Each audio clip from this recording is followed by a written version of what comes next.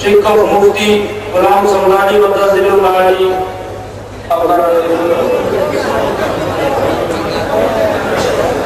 লাকাল হামদ ইয়া আল্লাহ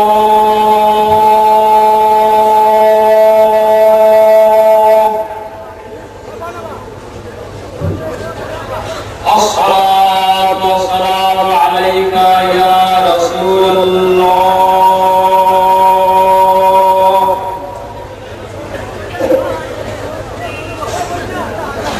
يا نور يا نور النور يا نور قبل كل النور يا نور بعد كل النور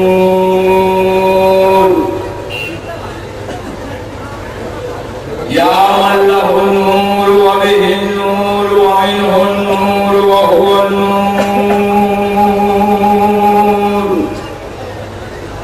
اللهم صل على محمد نورك المنير الذي خلقته من نورك وخلق الخلق به جميعا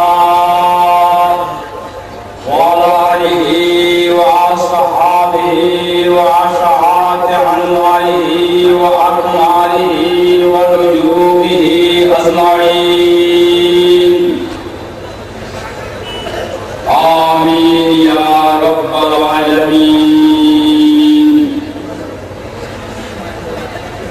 أشهد أن لا إله إلا الله وحده لا شريك له المعبود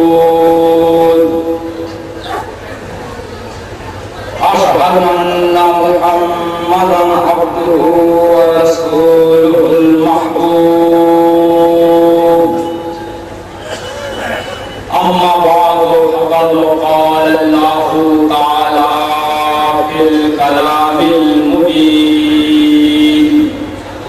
مخاطبا للمؤمنين يا أيها الذين آمنوا صلوا عليه وسلموا تسليما اللهم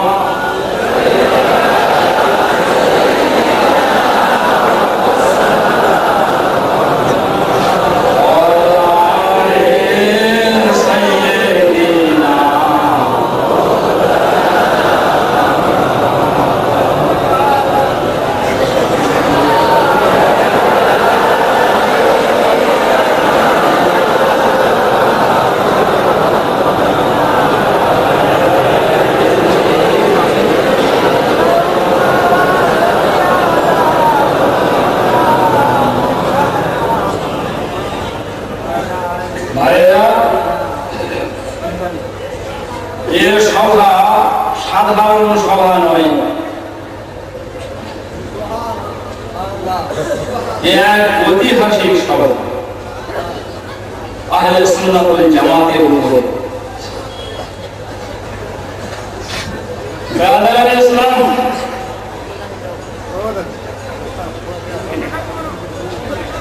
আর এই বিশাল জনসমাবেশের সম্মুখে এক ওয়াকিয়া আপনাদের সম্মুখে পেশ করেছেন, যার বক্তব্য থেকে আজকেকার এই স্টেজে আমি একটা সাবজেক্ট ঠিক করেছি, আলোচ্য বিষয়ে বা মওজু আমি নিজে সিলেকশন করে পেয়েছি। সেটা কি? নামাজ নয়,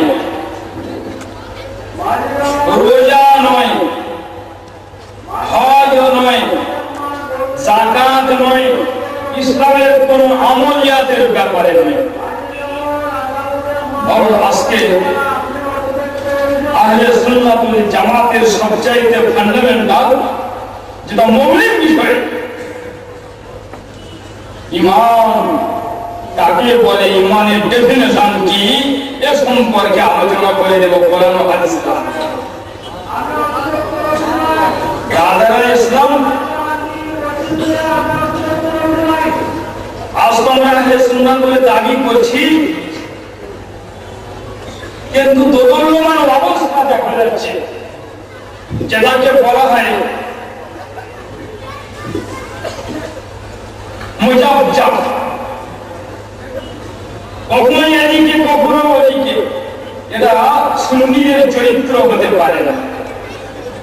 সমস্ত পশ্চিম বাংলায় আমি ঘুরে ঘুরে দেখছি, আহলে সুন্নাহ ওয়াল জামাত বলে দাবি হচ্ছে, ওয়াহাবি, দেওবন্দি, জামাত ইসলামী, তাবলীগী আর যত বাতিল ফিরকা আছে তাদের সঙ্গে বিবাহ শাদীতে সর্বাধিক যে সম্পর্ক কায়েম করে যাচ্ছে।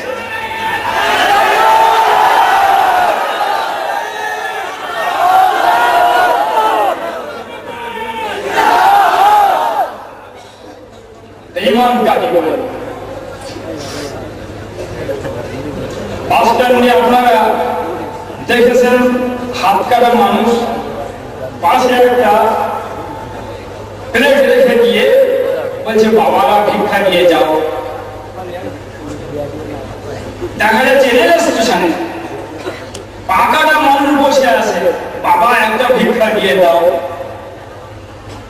আবার দেখা যাচ্ছে পা ঠিক আছে, হাত ঠিক আছে, চোখে দেখতে পাচ্ছে না, ও বাবা আমি অক্ষম মানুষ, বাবা একটা পয়সা দাও। চাইলে হাত বলুন, রোজা একটা বডি, চাই আপনি চোখ বলুন, হজ জাকাত এই বডির একটা কোনো অঙ্গ প্রত্যঙ্গ বলুন, এ না থাকতে পারে সময়।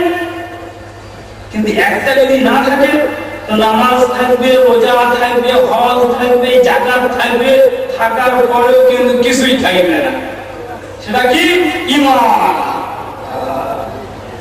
তার ঈমানের ডেফিনিশন সম্পর্কে আলোচনা করার প্রয়োজন আছে কিনা? ঈমান কাকে বলে?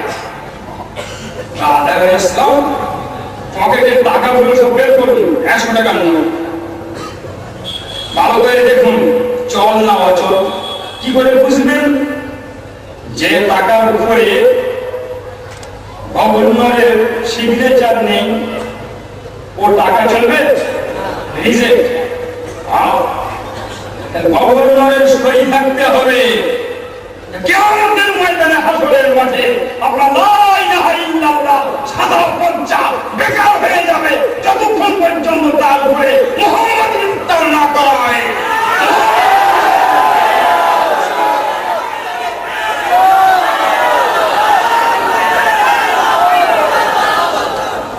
যতক্ষণ পর্যন্ত বান্দা লা ইলাহা ইল্লাল্লাহ বলে মুহাম্মদ সাল্লাল্লাহু তাআলা আলাইহি ওয়াসাল্লামের ইসলাম না করে, মোহর না লাগাবে, মুহাম্মদের সিগনেচার না থাকবে, হাসরের মাঠে কিয়ামতের ময়দানে আপনার লা ইলাহা ইল্লাল্লাহ পড়া বেকার হয়ে যাবে। ব্রাদার ইসলাম তাহলে বুঝা গেল কমপ্লিট ঈমান মুহাম্মদ রাসূলুল্লাহ। একজন মানুষ আজকে জন্মগ্রহণ করলো, কারণ বাড়িতে কি আছে? এরকম ছেলে কি পেয়েছেন? মায়ের পেট থেকে পড়ে সঙ্গে সঙ্গে বলছে লা ইলাহা ইল্লাল্লাহ আছে? সাপোজ যদি আল্লাহ তাআলা আমাদের বাড়িতে ওই রকম কোন বাচ্চাকে পয়দা করে দিয়ে দেন, আর বাচ্চা জন্মগ্রহণ করে সঙ্গে সঙ্গে বলছে লা ইলাহা ইল্লাল্লাহ, এই বাচ্চা যদি 100 বছর ধরে এই লা ইলাহা ইল্লাল্লাহ লা ইলাহা ইল্লাল্লাহ যদি করতেই থাকে,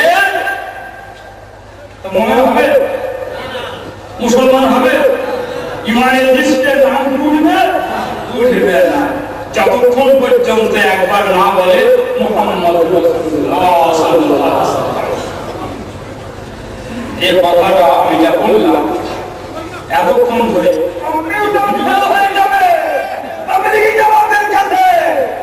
মিনিটে যদি একজন করে মুসলমান হয় তাবলীগী জামাতের মাধ্যমে 50 বছর পূর্বে আমেরিকার অবস্থা কোন জায়গায় পৌঁছাবে? লজ্জা লাগে না? শরম লাগে না?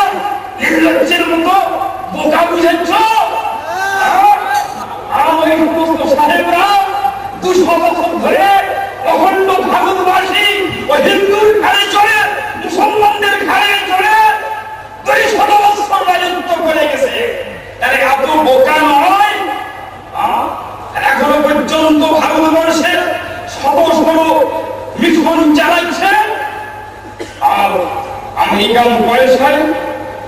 ব্রিটেনের পয়সায় আজ ভারতবাসী হিন্দু মুসলিম তারা নিজেদের দিন থেকে সরে গিয়ে খ্রিস্টান হয়ে যাচ্ছে। ভারত হচ্ছে একটা সেকুলার স্টেট, ধর্ম নিরপেক্ষ দেশ। এখানে যখন মন্দিরে তুমি যেতে পারছো না, এখানে মিশরে তুমি যেতে পারছো না, এখানে গির্জাতে তুমি যেতে পারছো না, আর এখান থেকে 7 সমুদ্র 13 নদী পার আমেরিকায় গিয়ে মিলিকে একজন করে মুসলমান বানাচ্ছে। লজ্জা লাগে না?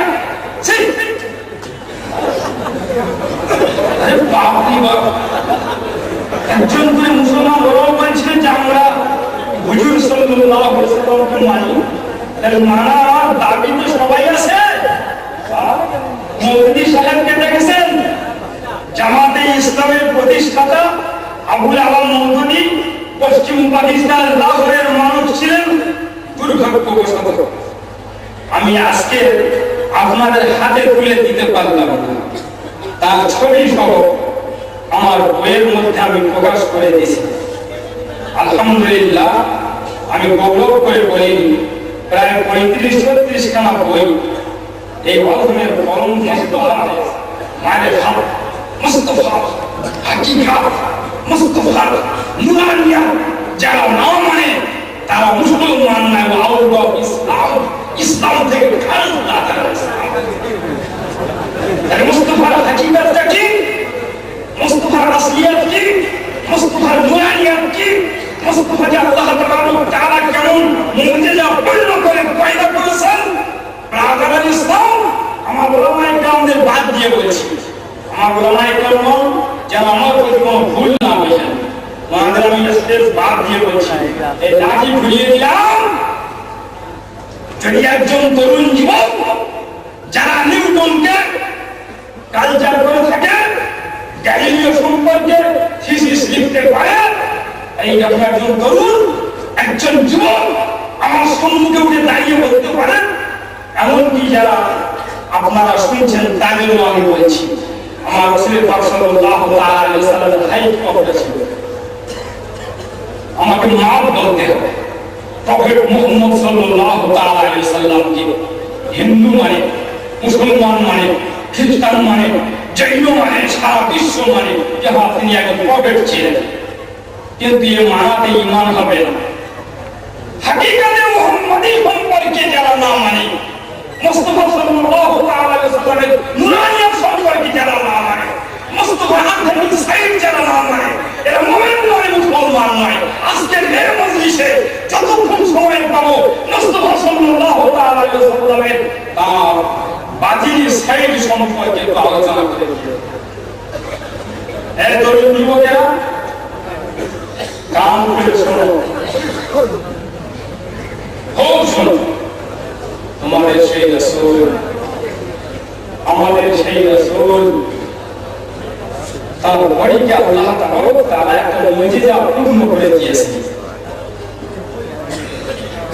তার বাড়িকে আল্লাহ তাআলা একটা আলোকিত করে দিয়েছেন। আল্লাহ রাসূলের মাপ কত, আমার মাপটা সম্পর্কে আপনারা বলতে পারবেন না, আইডিয়া করতে পারছেন। আমি তো সঠিকভাবে মানুষ, 5 ফুট 2 ইঞ্চি আমার হাইট আছে। আমার সমাজে 6 ফুটের মানুষ আছে, আর এর মধ্যে যে ধরি 6 ফুটের উপরে 2-4 ইঞ্চি ওলা থাকতে পারে, কিন্তু আমার রাসূলের মাথা উঁচু হয়ে যায়। আর মুস্তাফার একটা নাম আমি আপনাদের সম্মুখে দিয়ে দিব। আর এই মজলিস নয়, সৃষ্টির শুরু থেকে নিয়ে আর সৃষ্টির শেষ পর্যন্ত এই নাম কিন্তু আনতে পারবেন না। দেখুন, আমি হাদিস বর্ণনা করছি,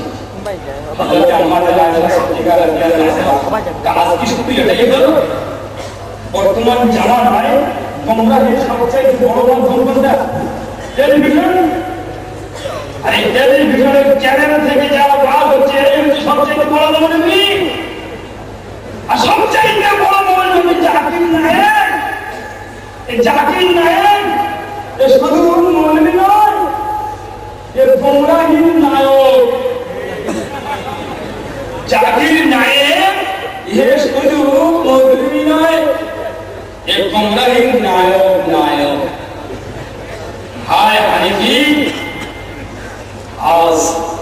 তোমাদের দুর্ভাগ্য। হে তরুণ যুবক, জাকির নায়কের মতো একটা বেদি, জাকির নায়কের মতো একটা গায়কের গালি, আজ তাকে নিয়ে সামনে থেকে জাকির নায়ক বলছে এই জাতির যে মাযহাব আছে ইসলামের মধ্যে একটা কলঙ্ক। ইসলাম ইসলাম মাযহাব আর কি প্রয়োজন? কোরআন হাদিস যথেষ্ট। কথা বললেন, এই কথাটা সর্বনাশে মূল করে আসছি বলে দিচ্ছি। আমার সাইড আবার অন্যদিক চলে যাচ্ছে। তার মানে আয়েশা সিদ্দিকা রাদিয়াল্লাহু আনহা রাসূল সম্পর্কে বলতেছেন, তোমরাই সবচাইতে বড় মাধ্যম হলো কি? টেলিভিশন। এসব গুলো হয়ে বসে আছে আমার তরুণী যুবকেরা। এত বড় মাধ্যম আর বিশ্বে কিছুই নেই। মুসলমান শেষ হয়ে গেল, তরুণ যুবক শেষ হয়ে গেল, ওলামারা এখন হাত জড়ো করতেছে। এটি কি কাজ? এটাই কাজ।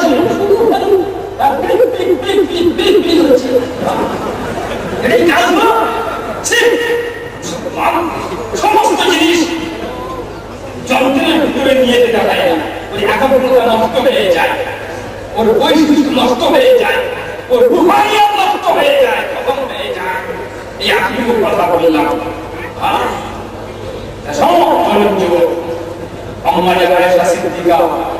আজকে আমাদের রাসূলকে, তোমাদের রাসূলকে দেখিয়ে দিচ্ছেন তিনি কতটা হাইটে ছিলেন। তোমরা যদি উঁচু না হতে পারো, এইরকম করে উঁচু হওয়ার চেষ্টা করো। আমার ওলামায়ে কেরাম আছেন, আমার দিকে তাওয়াজ্জুহ দিন। খাসায়ে সুন্নাত কিতাবের প্রথম খণ্ডে হাদিসটা লেখা আছে। আম্মা জান আয়েশা সিদ্দিকা রাদিয়াল্লাহু আনহা বলতেছেন, লাম ইয়াকুন রাসূলুল্লাহ সাল্লাল্লাহু আলাইহি ওয়াসাল্লাম বিতাবিল বাইন। আল্লাহ রাসূল খুব তল ফিগার ছিলেন। ওয়ালা বিল বাসিরিল মুতাআদ্দাদ, আমার নবী খুব শর্ট ফিগার ছিলেন না।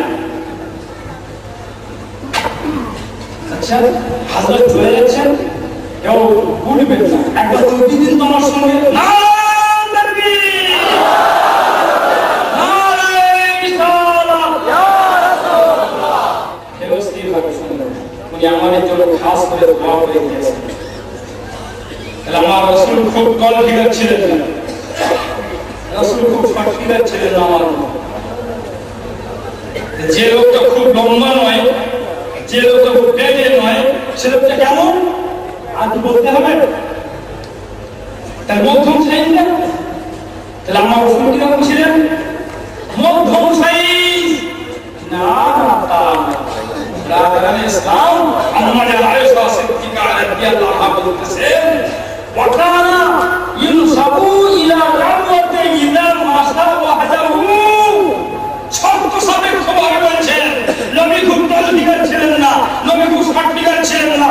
নবী ছিলেন মধ্যম সাইজ কখন? যখন তিনি একা হাঁটতেন, একা হাঁটতেন।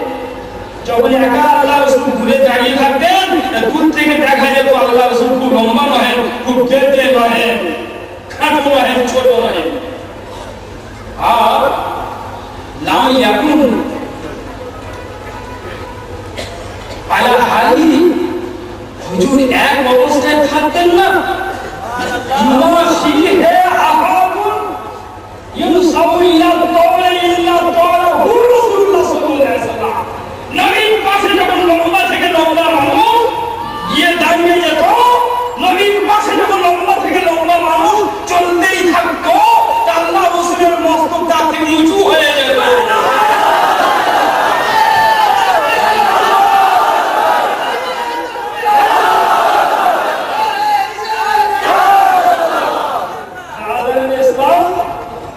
আচ্ছা, আমি এখন পাস করে পেয়েছি, আমার বয়স এখন 52 হয়েছে,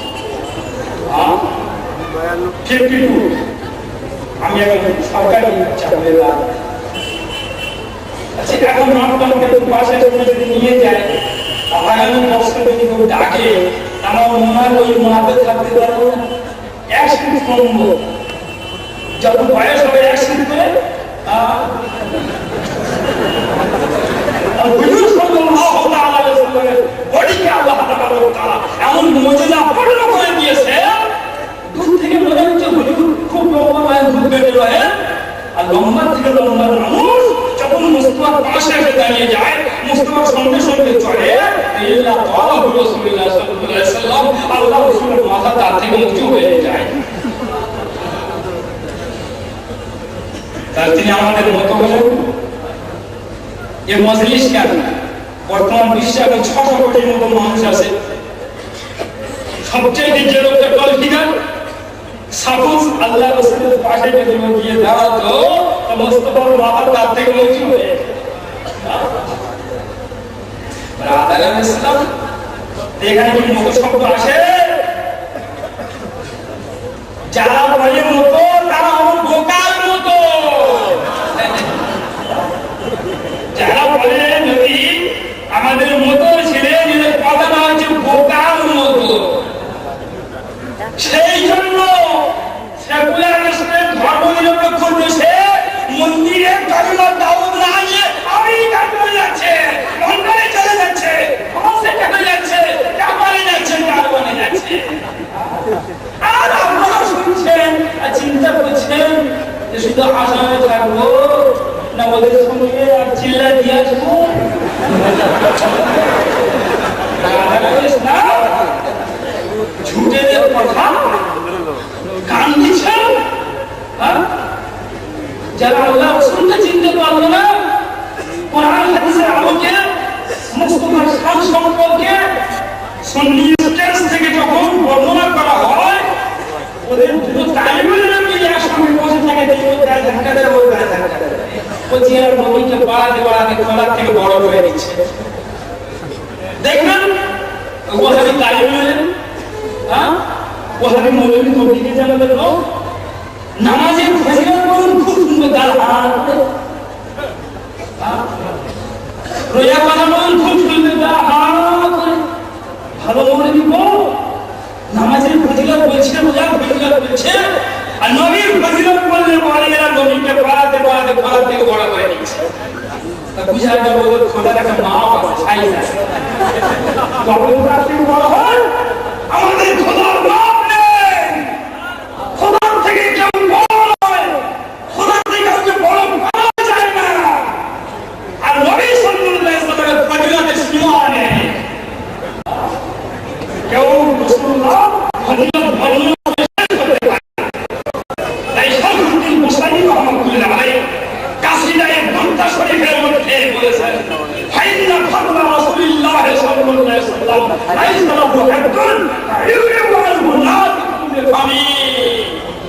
রাসূল সাল্লাল্লাহু আলাইহি ওয়াসাল্লামের শান বর্ণনা করতে পারে এমন কোনো জবান নেই। এই বলছে নবীর থেকে বড় করে দিচ্ছে, নবীর আমরা কি করে থেকে বড় করে দিলাম? নামাজ পড়লে সব পার হবে, নামাজ পড়লে জান্নাত হয়ে যাবে। নবীর শান দরকার নেই। আচ্ছা ভাইরা, আমি একটা কথা বলবো, আপনারা মাশাআল্লাহ সবাই তো নামাজি, ইমানে এলাকাটি না থাকে তখন পক্ষে তো জুমায় যদি না থাকে তো রমজান মাসে সব মসজিদে ভিড় করে, আর রমজান মাসে যদি করা হয় তো পক্ষে রমজানের শেষে তাড়াতাড়ি করে জাহাজ হোক আর না হোক, যেদিন যারা মসজিদের ইমামের কথা যেগুলো পড়ে গিয়ে গেলে তারপরে কি সবাই গিয়ে ঈদের নামাজে অংশগ্রহণ করে। তাই নামাজে সবাই আছেন, ইমাম ঠিক করে বুকে হাত দিয়ে বলুন যে আমি জীবনে যে নামাজ পড়েছি একদিন নয়, সারা জীবনের নামাজ খোদার দরবারে কবুল হয়ে আসে। বলতে পারবেন না? একজন মানুষ বুকে হাত দিয়ে কোরআন হাতে করে দিয়ে বলতে পারবেন না যে আমার নামাজ আল্লাহর দরবারে কবুল হয়েছে। তাহলে আপনি যে নামাজে ওসিলা করছেন, কবুল কি কবুল নয়, খোদা কবুল করেছে কি করেনি আপনার জানা নেই। হাজী সাহেব বলছেন না, বলছেন হাজী সাহেব বলুন, যারা হজ করেছেন তারা বলুন আপনাদের হজ খোদার দরবারে কবুল হয়েছে, এ কথা কোরআন ধরে বলতে পারবেন? পারবেন না। কারণ কবুল হয়েছে কি না হয়েছে ও বলতে পারবেন। জীবনে যত রোজা রেখেছেন সে রোজা বছর বলতে পারবেন? পারবেন না। যাকাত দিয়েছেন, যাকাত আল্লাহ কবুল করে নিয়েছেন, কেউ বলতে পারবেন? পারবেন না। তাহলে আপনার জীবনের সাধনা ভজনা আর ইবাদত উপাসনা যা কিছু করছেন তার কোনো গ্যারান্টি দিতে পারছেন না যেটা আল্লাহর দরবারে কবুল আছে। কিন্তু একটা জিনিস আপনার কাছে আসে, আমার কাছে আসে, সমস্ত সুন্নি ভাইদের কাছে আসে, সেটা কিন্তু মকবুল। নামাজ মকবুল কিনা বলা যাচ্ছে না, রোজা মকবুল কিনা বলা যাচ্ছে না, হজ মকবুল কিনা বলা যাচ্ছে না, কিন্তু একটা জিনিসের ওসিলা আমাদের কাছে আসে, সেটা কিন্তু মকবুল। কেন? সংসারে দো জাহান সরকারে কওম মাকাম আমাদের মুস্তাফা প্যারে মুহাম্মদ সাল্লাল্লাহু আলাইহি সাল্লাম ইনি ফরজ দরবারে মকবুল। খোদাই নাকে মেনে নিয়েছেন, এ কথায় কার সন্দেহ আছে? তারপর হুজুর মানে কি না? তাহলে মকবুল একটা আছে, আমার রাসূল। তাই যিনি মকবুল হয়ে আছেন তার ওসিলা দোয়া না যায় শিরক হবে। আর যেগুলো মকবুল হয়েছে কি না হয়েছে সন্দেহের মধ্যে আছে, সেইগুলোর ওসিলা নিয়ে নিচ্ছেন, নামাজ পড়লে জান্নাত হয়ে যাবে।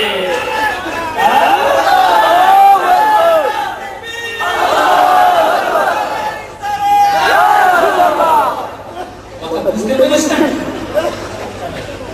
যেটা কবুল হয়ে গেছে দরবারে এলাহিতে, সেই নবীর ওসিলা দেওয়া হয়েছে শিরক। আর যেটা কবুল কি কবুল নয় জানা নেই, সেটার উপর পুরো নির্ভরশীল। নামাজ পড়লে মানুষ জান্নাতি হয়ে যাবে। সেজন্য বলছি, যারা বলে নবী আমাদের মধ্যে ছিলেন এরা সব বোকার মতো, খুব সাবধান। এখন দুরূদ আল্লাহুম্মা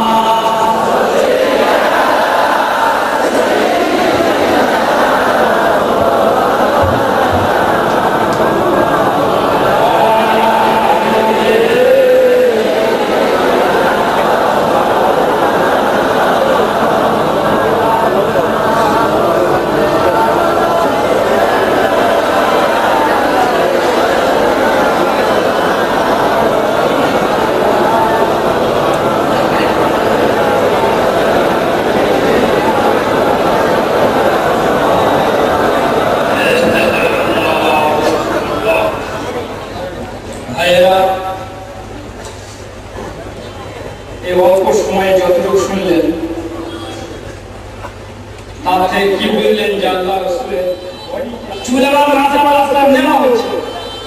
ভাইসা বলছিলেন যে সব কোন কোন মাদ্রাসা নাকি সব ছেলেদের সঙ্গে করে দিয়ে দিচ্ছে, তাই যদি ফুল বা প্লেট যদি একটু চুলের পড়া বেশি যদি ঢুকে যায় তো আবার ছেটে বলে ডাকতে দিয়ে যাবে।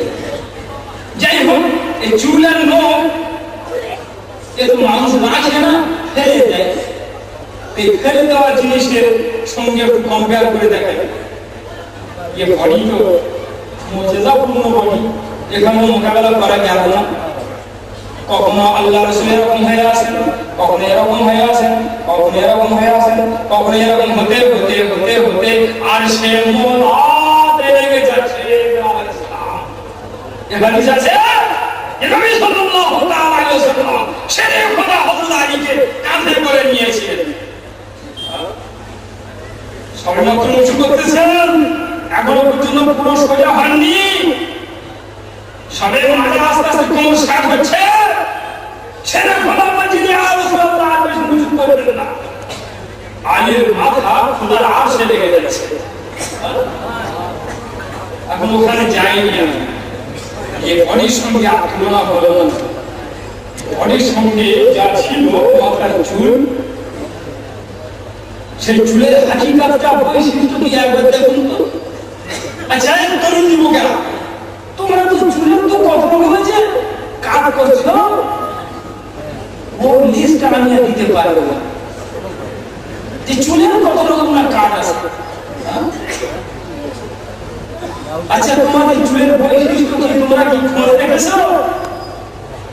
মাথায় যতক্ষণ চুল থাকছে রে ভাই, তো তার ক্যাপাসিটির আর সীমা নাই। আর ওই চুলকে এত অবহেলা, সকালবেলা গিয়ে নাতিদের বাড়ি চেয়ারে বসতে কিরকম করে হেরান দিয়ে করছে। দেখো তোমাদের অবস্থা, খ্যাস খ্যাস করে চুলগুলো কাটতেছে, তোমার সেই পরিমাণ করা চুল কোথায় পড়তেছে? ওই চুলগুলো ধরে দিচ্ছ না তো, যে আমার যত্ন করা মাথার চুল কত ভালো ভালো ফুল দিয়ে লাগানো আছে, এগুলো পায়ে গলায় ফেলবো না? তখন ভালো করে নিজের চুল কেটে দিচ্ছে নাপি, আর তারপরে ফুল দিয়ে মারাচ্ছে। তোমার চুল কাটা হয়ে গেল, চুলগুলো ধুলে দেখবে না, চলে গেলে মারিয়ে দিয়ে একদম মুশকিল চলে গেল। এসে তোমার সেই চেয়ারে বসলো, আর তোমার চুলের উপরে ফুল দিয়ে ভালো করে চেপে দিয়ে হয়ে গেল। আর আফসোস, সকাল থেকে নিয়ে সন্ধ্যা পর্যন্ত একসাথে মানুষের চুল কাটা হলো, কেউ নিজের চুলটাকে খোঁজ নিল না, কেউ নিজের চুলটাকে একটু ধরে নিয়ে বাড়ি চলে গেল না।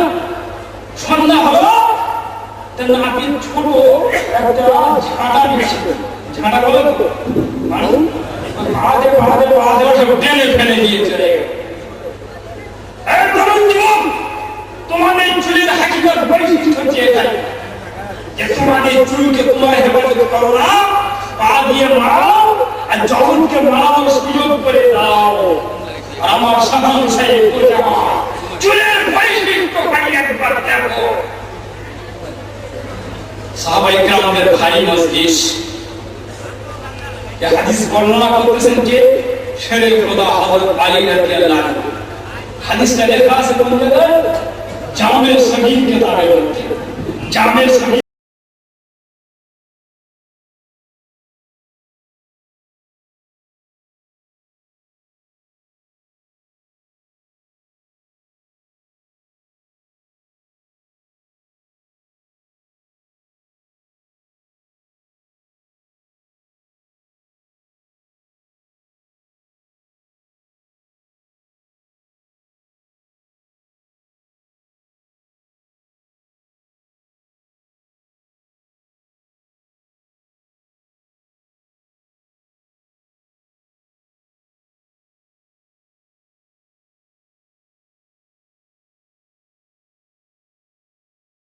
জিজ্ঞাসা করছেন এটা কি আছে? তা সিদ্দিক আকবর থেকে নিয়ে বেলাল হাবশী পর্যন্ত কোন সাহাবাকে চিনতে পারলেন না, উত্তর দিতে পারলেন না। সমস্ত সাহাবায়ে কেরাম এক বাক্যে উত্তর দিয়েছেন, আল্লাহু ওয়া রাসূলুহু আ'লাম। আল্লাহ এবং আল্লাহর রাসূল বেশি জানেন। কেন বললেন বলুন? এই ছেলেটা আমার চুল সম্পর্কে বলে দিল যে একটা লাল মতো চুল দেখছি, আর মেশিন করে এসেছেন রুমাল দিয়ে। সিদ্দিক বললেন না ইয়া রাসূলুল্লাহ, ও তো দাড়ির একটা কেশ বড়, মাথার একটা চুল বড়। কেন বললেন না?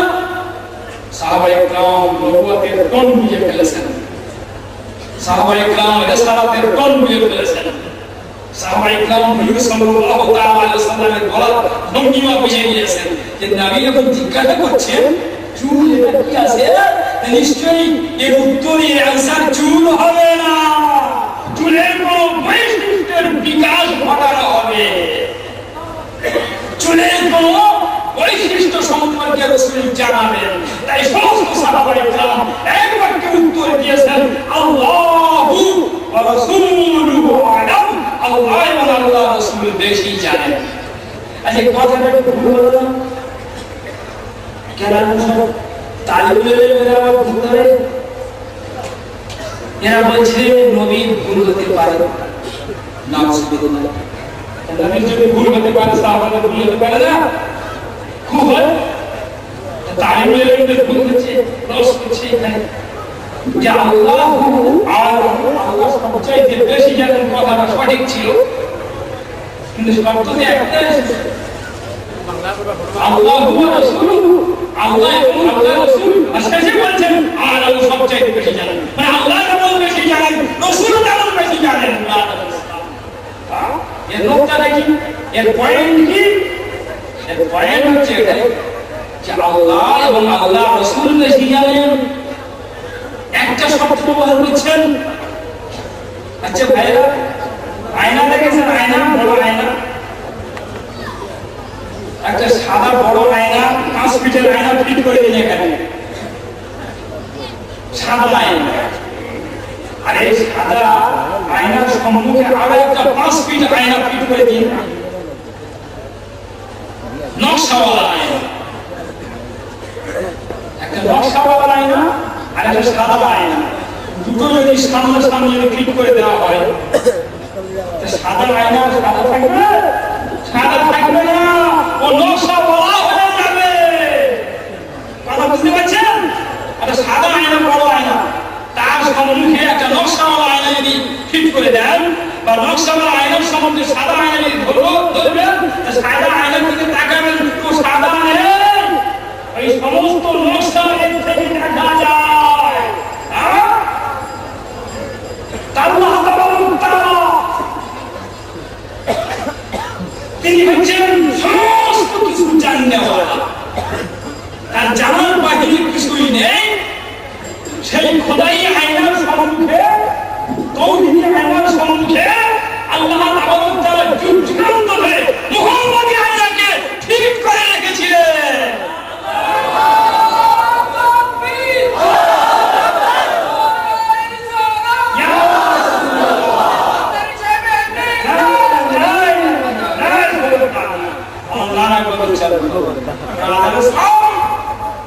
খোদাই আয়নার ভিতর দিয়ে সবকিছু দেখা যায়, সমস্ত গায়েব সেখানে আছে, খোদার জানার বাহিরে কিছুই নেই। আল্লাহ তাআলা নবীকে পয়দা করে নিজের কাছে কতদিন রেখেছিলেন? যুগ ধরে রেখেছিলেন। সেই জন্য নবীরও জানা হয়ে গেছে খোদার কাছ থেকে। তাই সাহাবায়ে কেরাম বলেন আল্লাহ ওয়া রাসূলুহু আ'লাম, আল্লাহ এবং আল্লাহর রাসূল সবচাইতে বেশি জানে। যারা মুস্তাফাকে নূর বলে মানে না, মুস্তাফার ইবনে কাইমকে অস্বীকার করে থাকে, মুস্তাফা ইসলামকে সালামুল মাস বলে থাকে, হামজা ইসা হাসান বলে থাকে, খবরদার, তাদের জন্য এ সুন্নি মসজিদ নয়, তাদের জন্য এ সুন্নি মসজিদ নয়, তাদের মসজিদ আলাদা। দেখিয়ে দেবেন রাস্তা। আল্লাহ রাসূল সাল্লাল্লাহু তাআলা আলাইহি ওয়াসাল্লাম সম্পর্কে চেনেন না, আর কালেমা তাওয়াল, এই মাওয়াত করতে হয়, আমাকে বলতে আছেন মাওয়াত তিন প্রকারের হয়, মাওয়াত কত তিন প্রকার, একটা হয় রেডিমেড মাওয়াত, সব ফুটপাতে বিক্রি হয়, একবারে রেডিমেড, কোম্পানি অরিজিনাল করে বাজারে ছেড়ে দিয়েছিল, আর ফুটপাতে বিক্রি হচ্ছে। সকালবেলা সন্ধ্যাবেলা বলে যাচ্ছে, একটা করে তুলছে দেখছে আছে, একটা তুলছে দেখছে আছে, 50টা হাত বদলের পরে একটা হতো হয়, কিনলো, আর যদি না হয় তো ঘরে চলে গেল। এর নাম হচ্ছে রেডিমেড মাল। আরেকটা মাল আছে অর্ডার মাল। অর্ডার মাল কিন্তু ভালো করতে হবে, কেন আমি তো মাপ দিয়েছি, এখানে আমার বদলটা টাইট হচ্ছে কেন, জানবো সন্ধ্যাবেলা, আমি মাপ দিলাম কি করে মাপ দিলেন, হাতে মাপ চলছে না কেন, সেলাইটা ঠিক হলো না কেন, অর্ডার দেওয়া আছে, এ মাল কিন্তু ভালো হতে হবে। আর একটা মাল আছে, সেটা নমুনার মাল। এই মালটা কোথায় থাকে জানেন তো? সবচেয়ে মনে থাকে কোম্পানির সবচেয়ে সেরা মাল, নিখুঁত মাল। এই মালটা নিয়ে দেখবেন বড় বড় সব দোকানে গিয়ে কাছের ভিতরে দেখবেন একটা মেয়ে দাঁড়িয়ে আছে, বেনারসি শাড়ি পরে দাঁড়িয়ে আছে, ও বেনারসি শাড়ি পরে কাঁচের ভিতরে দাঁড়িয়ে আছে, দোকানদার ডাকছে ও নমুনা মাল, এই মাল খুব নিখুঁত মাল, এই মালটাকে দেখিয়ে মা বলতে ডাকছে, কিন্তু মা বলে এখানে এসো। আমি উদাহরণ ছাড়া বলেছি, তিন রকম মাল তৈরি করেছেন। আমরা হলাম সব রেডিমেড মাল, কেউ সমর্থন কেন, আর আউলিয়া ইকরাম বলে হচ্ছেন জানো অর্ডারি, কারোর ভিতরে কমতি নেই, সমস্ত বলি আল্লাহ তাআলা মধ্যস্থ। আর আমার সংসারে বোঝা হলেন নিখুঁত নমুনা। নমুনা কে? আমার রাসূল হচ্ছেন নমুনা, যাকে পয়দা করে আল্লাহ তাআলা নিজের কুদরতকে ঘোষণা করেছেন। নিজের কুদরতের উপরে চ্যালেঞ্জ করেছেন। জগৎবাসী, আমার কুদরত সম্পর্কে তোমরা স্টাডি করতে চাও, তা আকাশের জগৎকে স্টাডি করলে হবে না। কারণ যাদের কলম আছে কখনো আলো বিভিন্ন হয়ে যায়। চন্দ্রগ্রহণ হয় না? তোমরা আমার হাকিকত সম্পর্কে, আমার কুদরত সম্পর্কে যদি তোমরা জানতে চাও, তা আসমানের সূর্যকে নিয়ে স্টাডি করো না। সূর্য কলঙ্ক আছে, অনেক সময় নিজের জ্যোতি হারিয়ে থাকে। যদি তোমরা আমার কুদরত সম্পর্কে জানতে চাও, তামিনার ঘরের নামকে দেখো।